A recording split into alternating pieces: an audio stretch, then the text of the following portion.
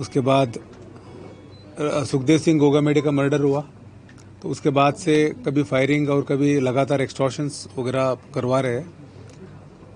उनको पकड़ने के लिए एजीटीएफ लगातार कार्रवाई कर रही है, स्टेट पुलिस के साथ मिलके, एसओजी के साथ मिलके, जयपुर पुलिस कमिश्नरेट के साथ मिलके। उसमें इनका एक डायरेक्टली कभी कॉल नहीं करते।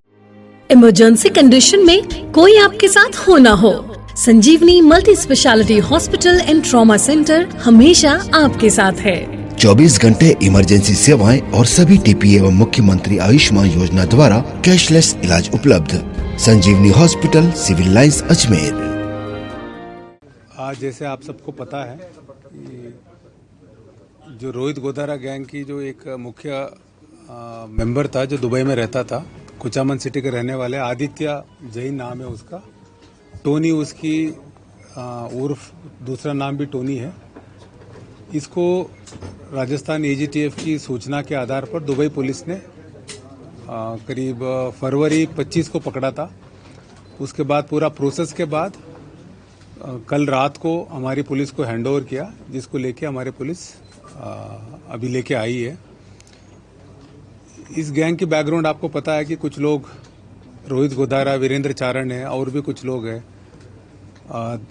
इंडिया से बाहर निकल गए। और सबसे पहले सुखदेव सिंह गोगामेडी, सबसे पहले राजू टेट का मर्डर करवाया। उसके बाद जी क्लब फायरिंग हुई। उसके बाद सुखदेव सिंह गोगामेडी का मर्डर हुआ, तो उसके बाद से कभी फायरिंग और कभी लगातार एक्सटॉर्शंस वगैरह करवा रहे हैं।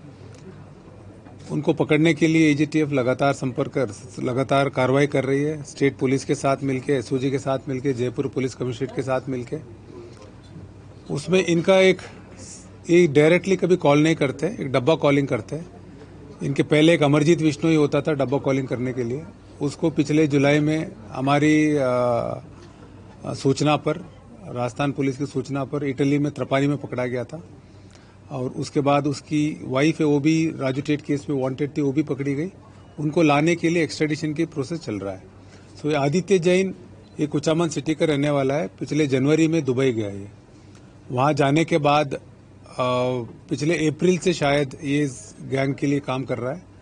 इसका काम यही है कि जो भी कॉल होता है गैंग करते हैं, रोहित गोधारा करता है या वीरेंद्र चारण करता है, अपने किसी को थ्रेटनिंग देना है, कॉल धमकाने के लिए कॉल करना है, या किसी को हथियार मुहैया कराना है, या किसी को अपने जो फरार बदमाश है उसको शेल्टर देना है, किसी को पैसा पहुंचाना है, वो सारे कॉल डायरेक्ट नहीं करके इसके थ्रू करते थे।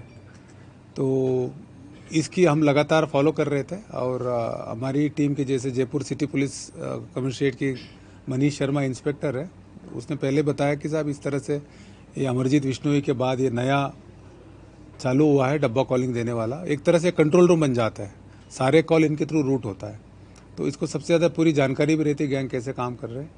उसके बाद हम लोगों ने इसकी पता किया, हमारी जो टीम है पूरी, योगेश यादव साहब है, डीआईजी साहब है, नरोत्तम वर्मा है, एडिशनल एसपी सिद्धांत शर्मा है, और सुनील जांगिड है, मनीष है, और हमारे रविंद्र प्रताप है।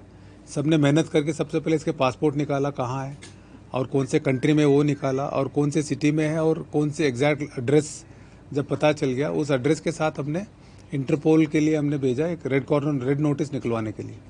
तो जैसे रेड नोटिस निकला उसके बाद एलओसी वगैरह जारी हो जाता है, प्लस एक इंटरपोल रेफरेंस होता है जिसमें हमें अगर इंटरपोल को लगातार सूचना देनी है, इंटरपोल रेफरेंस के थ्रू देते रहते हैं हम लोग, जो भी एडिशनल इन्फॉर्मेशन आया ये लगातार हम संपर्क में रहे। उसके बाद हमारे सूचना पर दुबई पुलिस ने उसको 24 या 25 फरवरी को डिटेन किया।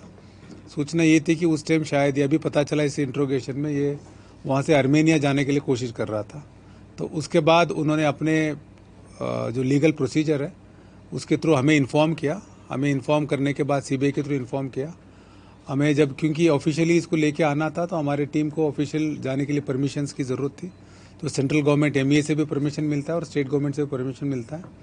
और सेंट्रल गवर्नमेंट और स्टेट गवर्नमेंट से हमें बहुत जल्दी, मतलब एक दिन में परमिशंस मिल गए सारे।